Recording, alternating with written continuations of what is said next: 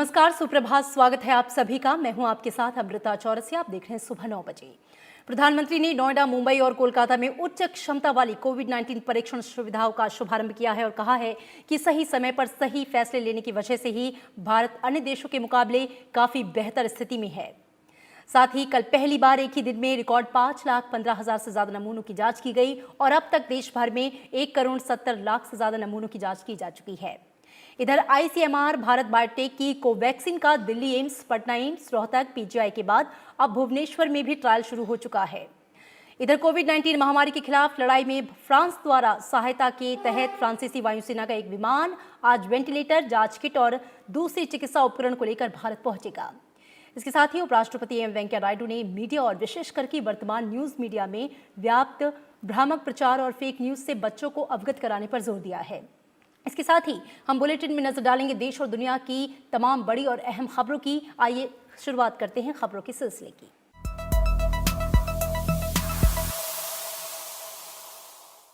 प्रधानमंत्री नरेंद्र मोदी ने कहा है कि देश में जिस तरह से सही समय पर सही फैसले लिए गए, आज उसी का परिणाम है कि भारत अन्य देशों के मुकाबले काफी बेहतर स्थिति में है और दैनिक आधार पर स्थिति लगातार सुधर रही है।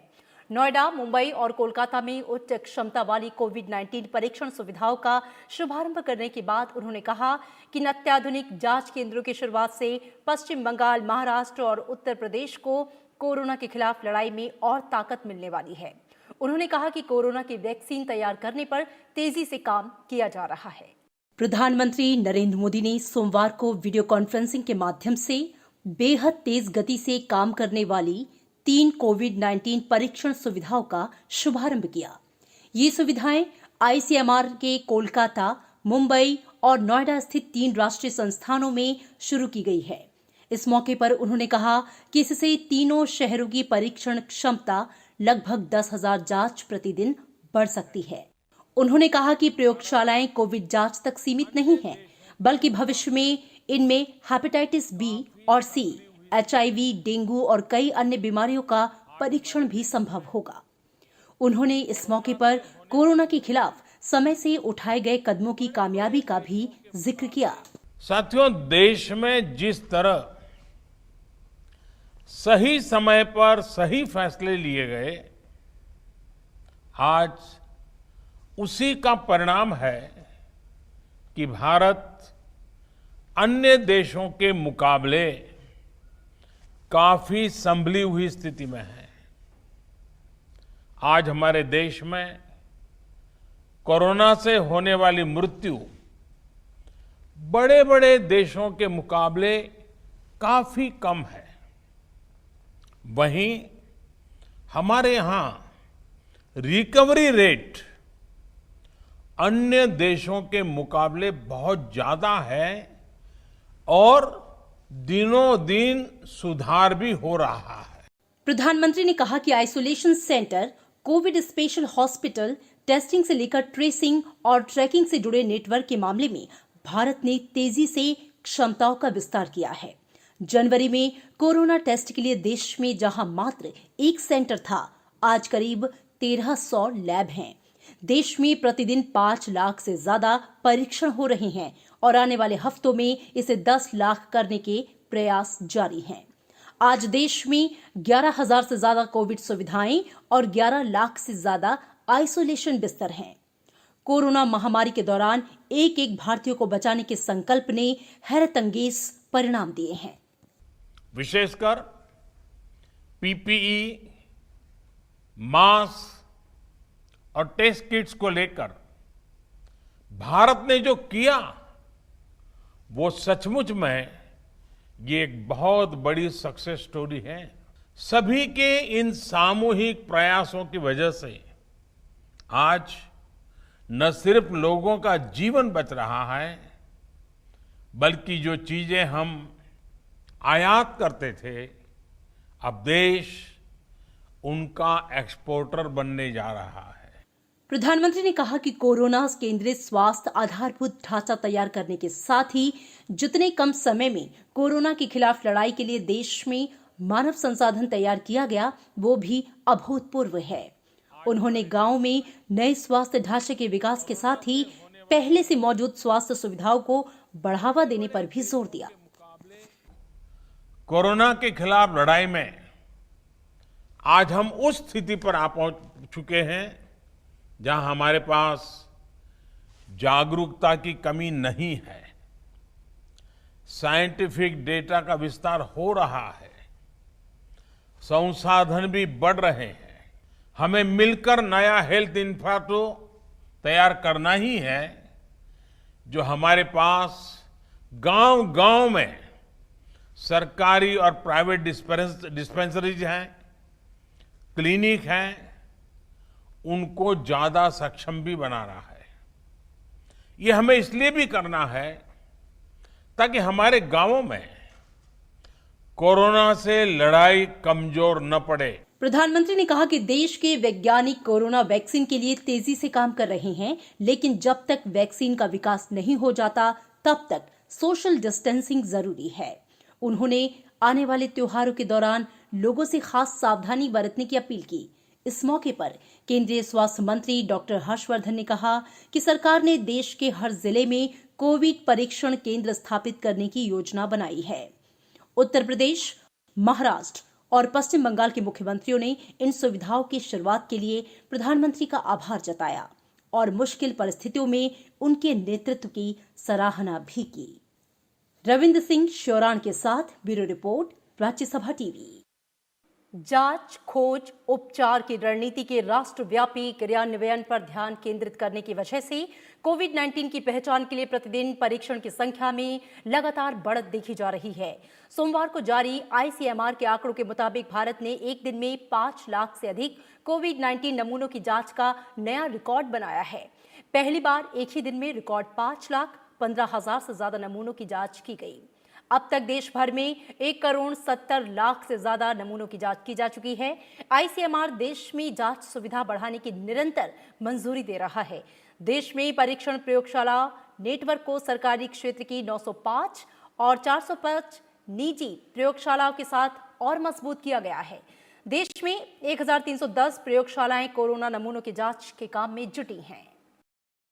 इसी बीच देश में कोरोना संक्रमण के कुल मामले 14.5 लाख के पार पहुंच गए हैं।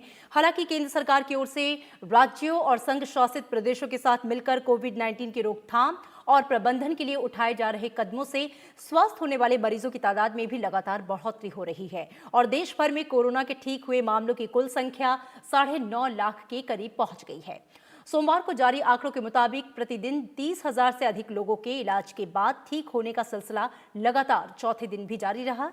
रिकवरी रेट बढ़कर 64% हो गया है। कोरोना रोगियों के ठीक होने और सक्रिय मामलों के बीच का जो अंतर है वो 4,32,000 से ज्यादा हो गया है। इस बीमारी को फैलने से रोकने की प्रभावी कार्यनीति, तेजी से बड़े स्तर पर परीक्षण और समग्र मानक देखभाल के तरीके से मृत्यु दर में काफी गिरावट आई है। मृत्यु दर धीरे धीरे कम होती जा रही है और अब ये घटकर 2.28% रह गई है।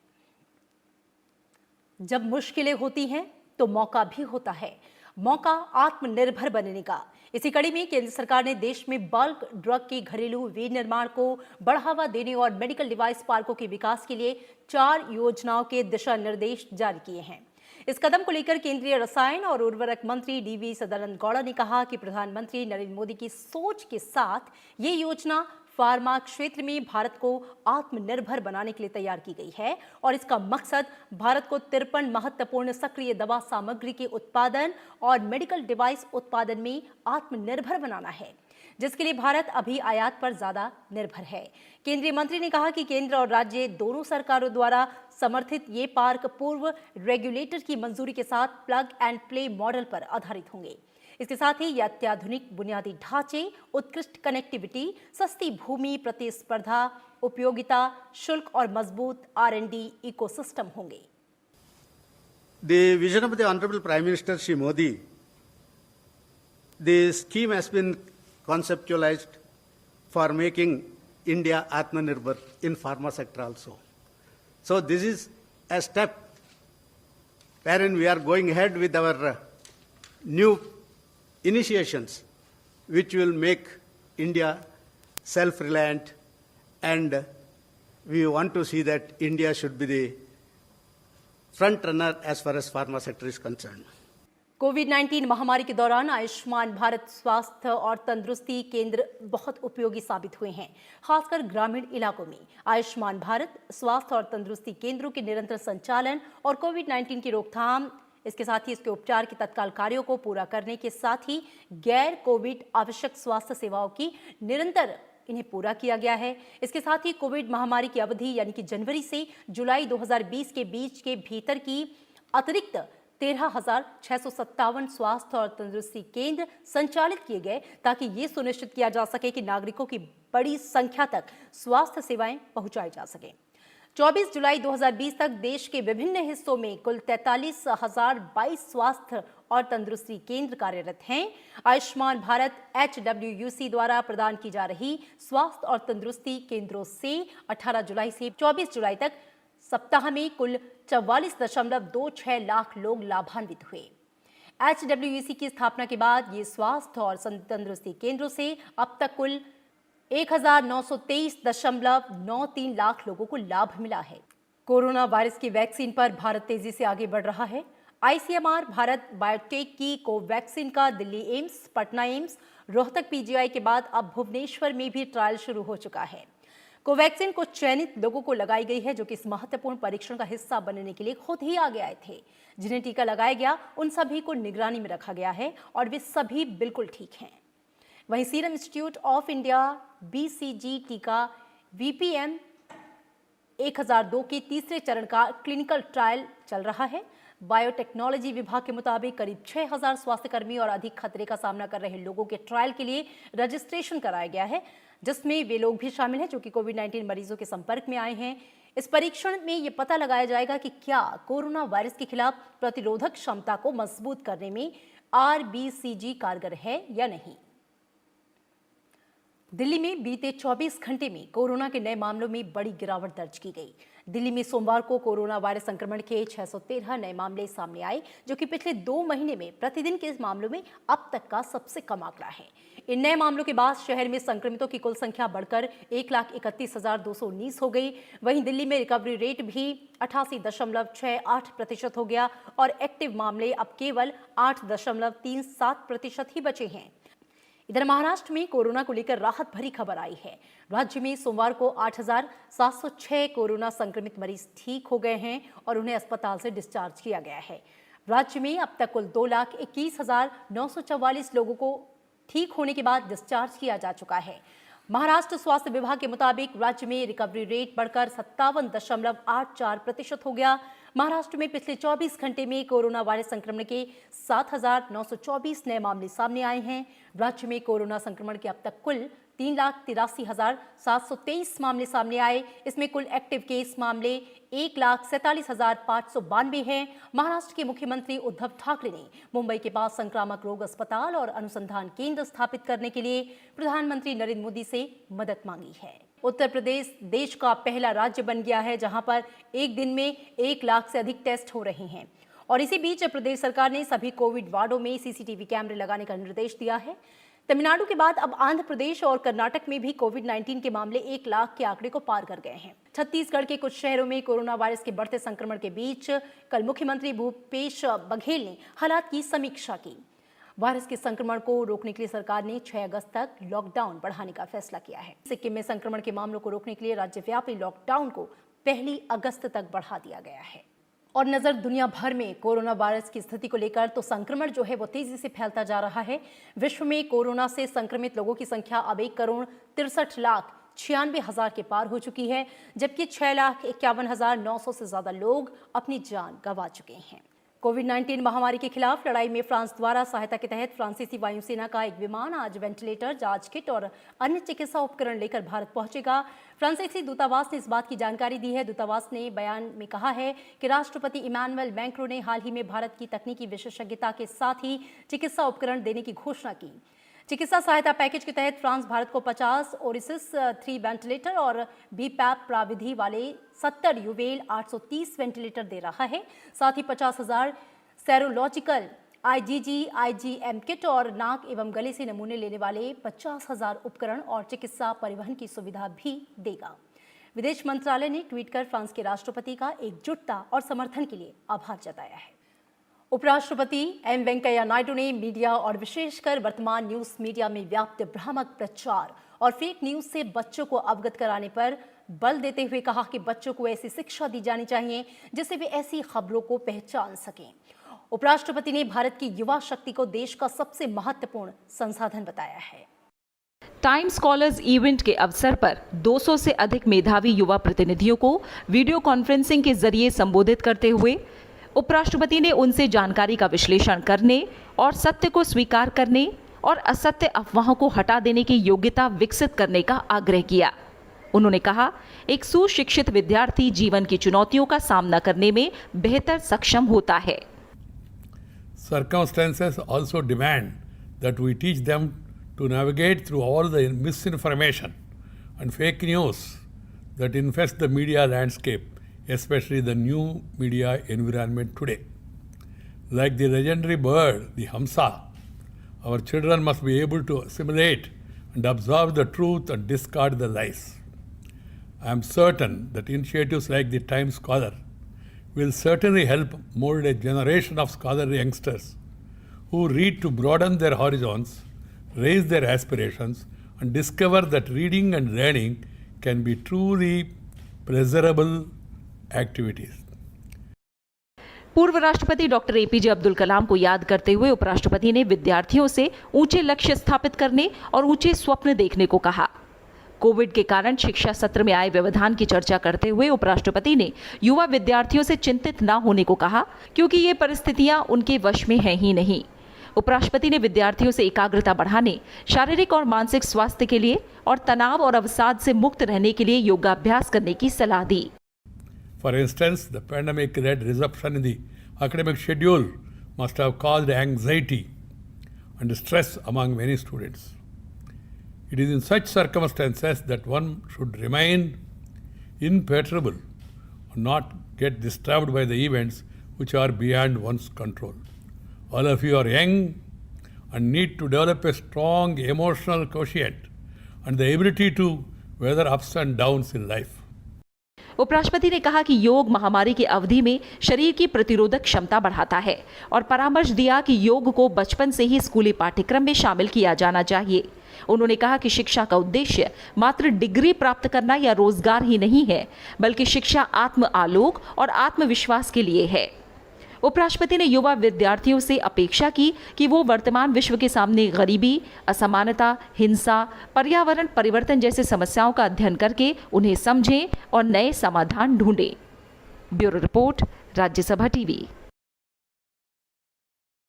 वाणिज्य संबंधी संसदीय स्थायी समिति समेत कई और संसदीय समिति की आज अहम बैठक होने वाली है। वहीं संसद की कार्मिक, लोक शिकायत विधि और न्याय संबंधी समिति भारत में वर्चुअल कोर्ट्स, केस मैनेजमेंट और कोर्ट मैनेजमेंट के विषय पर गहन पड़ताल कर रही है। इसी क्रम में कल समिति की बैठक हुई। इस दौरान न्याय विभाग के सचिव वरुण मिश्रा और सुप्रीम कोर्ट के महासचिव जैसे अधिकारियों ने समिति को विषय से जुड़े विभिन्न मुद्दों पर जानकारी मुहैया कराई। बैठक के दौरान विषय से संबंधित प्रस्तुतियां भी दी गईं। राज्यसभा सांसद भूपेंद्र यादव की अध्यक्षता वाली इस समिति की ये 13वीं बैठक है। करीब पौने 2 घंटे तक चली इस बैठक में 11 सांसद मौजूद रहे। समिति की अगली बैठक 5 अगस्त को होगी। कोरोना संकट के बाद निवेश आकर्षित करने की चुनौतियों और संभावनाओं को लेकर संसद की वाणिज्य संबंधी स्थायी समिति ने पड़ताल शुरू कर दी है। वी विजय साई रेड्डी की अध्यक्षता वाली इस समिति की कल बैठक हुई और इस दौरान 13 सदस्य मौजूद रहे। बैठक के पहले भाग में समिति ने अपनी 154वीं रिपोर्ट को मंजूरी दी है। ये रिपोर्ट कृषि, समुद्री उत्पादों, रोपड़ फसलों समेत विभिन्न उत्पादों के निर्यात से संबंधित है। बैठक के दूसरे भाग में वाणिज्य और उद्योग मंत्रालय के तहत उद्योग सचिव और आंतरिक व्यापार विभाग के सचिव ने प्रस्तुतियां दी। समिति मंगलवार को भी मुलाकात करेगी। इस दौरान एमएसएमई विभाग के सचिव से विभिन्न मुद्दों पर जानकारी ली जाएगी। और इन तमाम खबरों के साथ फिलहाल यहाँ रुकेंगे एक छोटे से ब्रेक के लिए। आप देखते रहिए Rajya Sabha TV.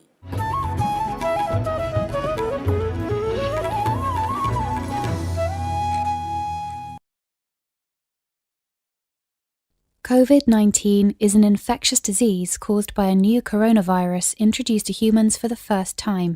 It is spread from person to person, mainly through the droplets produced when an infected person speaks, coughs, or sneezes. These droplets can land in the mouths or noses of people who are nearby. These droplets are too heavy to travel far in the air. They only travel approximately 1 meter and quickly settle on surfaces. This is the reason person-to-person spread is happening mainly between close contacts. The exact time that the virus can survive on surfaces is not yet known. So it is wise to clean surfaces regularly, particularly in the vicinity of people infected with COVID-19. Hands touch many surfaces, which can be contaminated with the virus. You should therefore avoid touching your eyes, nose, or mouth, since contaminated hands can transfer the virus from the surface to yourself. When coughing or sneezing, cover your mouth and nose with the bend of your elbow or use a disposable tissue. If a tissue is used, discard it immediately into a closed bin. The most effective way to prevent the spread of the new coronavirus is to clean your hands frequently with an alcohol-based hand rub or soap and water. This will eliminate the virus if it is on your hands. Stay healthy and prevent the spread of COVID-19.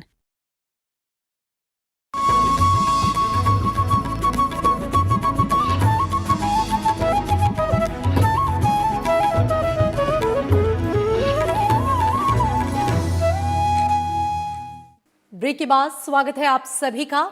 Bharat के Rafale लड़ाकू विमानों की पहली खेप के रूप में 5 विमान सोमवार को फ्रांस से रवाना हुए और अब वो संयुक्त अरब अमीरात के अल दफ्रा एयरबेस पर पहुंच गए हैं।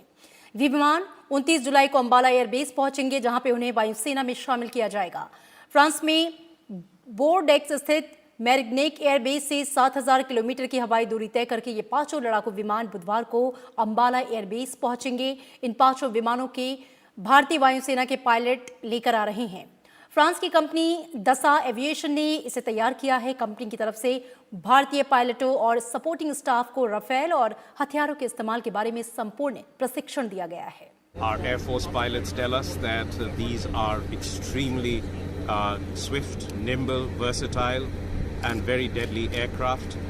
You might call them, they are both beauty and beast. They are superb flying machines being flown by the best pilots in the world. We'd like to thank Dassault for delivering the aircraft on time, the French Air Force and the French government for all the support they've provided.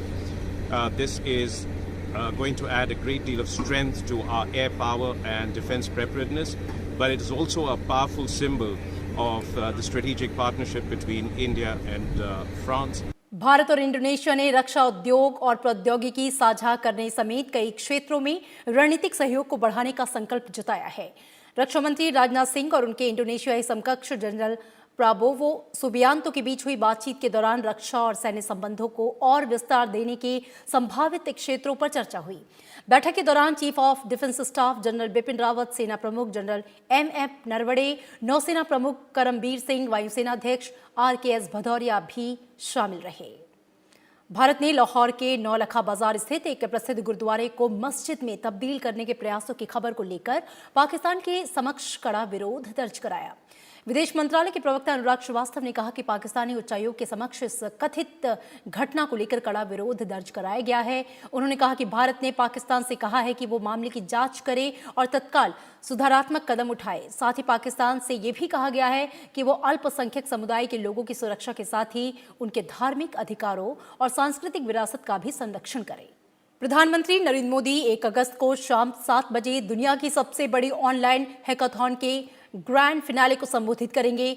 योजना को अंतिम रूप देने के लिए हुई उच्च स्तरीय बैठक के बाद केंद्रीय मानव संसाधन विकास मंत्री ने इसका ऐलान किया। उन्होंने बताया कि स्मार्ट इंडिया हैकाथॉन के चौथे संस्करण के ग्रैंड फिनाले का 1 से 3 अगस्त तक आयोजन होगा। इस दौरान सरकारी विभागों और उद्योग की 243 जटिल समस्याओं के नवीन डिजिटल समाधान विकसित करने के लिए 10,000 से ज्यादा भागीदार 36 घंटे तक प्रतिस्पर्धा करेंगे। कोविड-19 महामारी के चलते सभी भागीदारों को विशेष रूप से निर्मित आधुनिक प्लेटफॉर्म पर ऑनलाइन जोड़कर ग्रैंड फिनाले होगा। हर समस्या के लिए 1 लाख रुपए का पुरस्कार तय किया गया है, जबकि विद्यार्थी नवाचार के लिए प्रथम, द्वितीय और तृतीय पुरस्कार राशि 1 लाख रुपए, 75,000 और 50,000 रुपए होगी।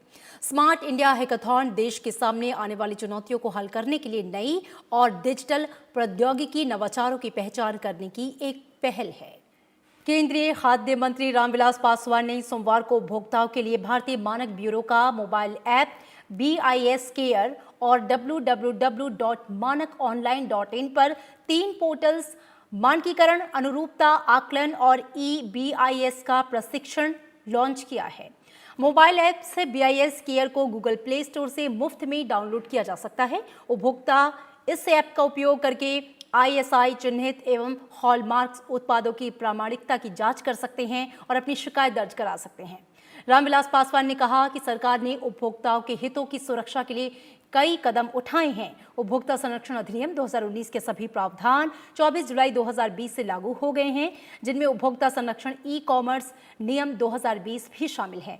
नया उपभोक्ता संरक्षण अधिनियम 2019 पूरे देश में 20 जुलाई से लागू किया जा चुका है।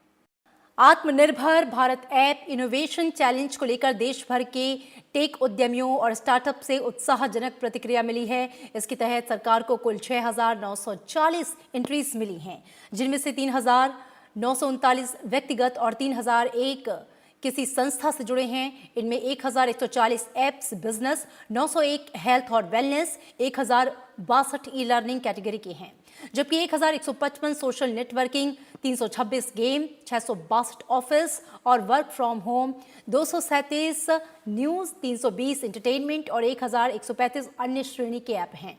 प्रधानमंत्री नरेंद्र मोदी ने 4 जुलाई को आत्मनिर्भर भारत ऐप इनोवेशन चैलेंज की शुरुआत की थी। DRDO ने सोमवार को पूर्व राष्ट्रपति APJ अब्दुल कलाम की 5वीं पुण्यतिथि के मौके पर नवोन्मेष को और स्टार्टअप को प्रोत्साहित करने के लिए एक प्रतियोगिता की शुरुआत की है। डेयर टू ड्रीम 2.0 प्रतियोगिता के विजेता का चयन विशेषज्ञ समिति के मूल्यांकन के बाद किया जाएगा। विजेता को स्टार्टअप श्रेणी में 10 लाख रुपए और व्यक्तिगत श्रेणी में 5 लाख रुपए का पुरस्कार दिया जाएगा। केंद्र सरकार ने वित्त वर्ष 2019-20 के लिए राज्यों, केंद्र शासित प्रदेशों को GST मुआवजे के रूप में 1,65,302 करोड़ रुपए जारी कर दिए हैं, जबकि इस दौरान उपकर संग्रह 95,444 करोड़ रुपए रहा। हाल ही में केंद्र ने मार्च 2020 के लिए राज्यों को GST मुआवजे के रूप में 13,806 करोड़ रुपए जारी किए। इसके साथ ही वर्ष 2019-20 तक का संपूर्ण मुआवजा राज्यों को जारी किया गया। वित्त वर्ष 2019-20 के लिए मुआवजा जारी करने के लिए वर्ष 2017-18 और वर्ष 2018-19 के दौरान एकत्रित उपकर की शेष राशि का भी इस्तेमाल किया गया है। कर्मचारी भविष्य निधि संगठन ने अप्रैल से जून के बीच अपने 73.5 लाख उपभोक्ताओं की ग्राहक को जाने यानी कि KYC जानकारियां अपडेट की हैं। इससे EPFO के इन लाखों सदस्यों को ऑनलाइन सेवाएं का लाभ उठाने में मदद मिलेगी। प्रधानमंत्री गरीब कल्याण योजना के तहत जारी अंशदान को भी निकालने का आवेदन कर सकेंगे। और इसी बीच केंद्रीय मंत्री जितेंद्र सिंह ने कहा है कि कोविड-19 महामारी के दौरान सेवानिवृत्त होने वाले केंद्र सरकार के कर्मचारियों को नियमित पेंशन भुगतान आदेश जारी होने और अन्य औपचारिकताएं पूरी होने तक अस्थायी पेंशन राशि मिलेगी। जम्मू कश्मीर में आर्टिकल 370 हटाने के 1 साल पूरा होने के मौके पर बीजेपी ने जम्मू कश्मीर और लद्दाख में कई कार्यक्रम आयोजित करने का फैसला लिया है। अनुच्छेद 370 और 35A के खत्म होने की पहली वर्षगांठ पर बीजेपी 28 जुलाई से 3 अगस्त तक कार्यक्रमों का आयोजन किया जाएगा। बीजेपी 1 सप्ताह तक एक भारत एकात्मक भारत अभियान चलाएगी। कोरोना वायरस को देखते हुए बीजेपी इस अवसर पर वर्चुअल रैली, संवाद कार्यक्रम, गोष्ठी, सोशल मीडिया अभियान और प्रेस कॉन्फ्रेंस जैसे कार्यक्रम का आयोजन करेगी। और अब बात करते हैं बाढ़ की। असम में बाढ़ के हालात लगातार गंभीर बने हुए हैं। 22 जिलों में करीब 23 लाख लोग बाढ़ से प्रभावित हैं। 45,000 लोगों ने राहत शिविर में शरण ली है। कांजीरंगा नेशनल पार्क में बाढ़ की स्थिति में सुधार हुआ है, जिसका अब 80% एरिया बाढ़ की चपेट में है। पिछले सप्ताह लगभग 90% एरिया बाढ़ के पानी से प्रभावित था। वहीं बिहार में राज्य आपदा प्रबंधन विभाग के मुताबिक राज्य के बाढ़ प्रभावित 11 जिलों के नए क्षेत्रों में बाढ़ का पानी घुस गया है। अधिकारियों के मुताबिक बिहार के 38 जिलों में से 11 जिलों के करीब 2.4 मिलियन लोग प्रभावित हैं। NDRF और SDRF की कुल 25 टीमें जो हैं फिलहाल वहां पे तैनात की गई हैं।